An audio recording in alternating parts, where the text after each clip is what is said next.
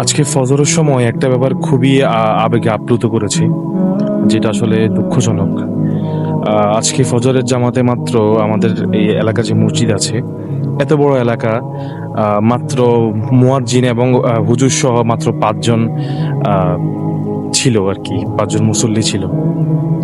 আমাদের প্রায় ৪-৬ বাড়ি নিয়ে একটি মসজিদ, কিন্তু দুঃখজনক ব্যাপার, আহ, মাত্র ৫ জন মুসল্লি নিয়ে হুজুর নামাজ পড়াইতে হয়।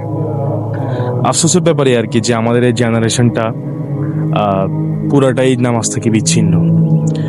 আমি হয়তো নামাজে ফিরে না আসলে হয়তো আল্লাহ আমাকে এটা দেখাইতো না, কিন্তু আল্লাহ আমাকে সাক্ষী করে দিল আর কি, যে আমরা আসলে আহ, এক এক নিমজ্জিত জাতিতে পরিণত হয়ে যাচ্ছি, যেখানে ফজরের নামাজে মাত্র ৫ জন মুসল্লি হয়।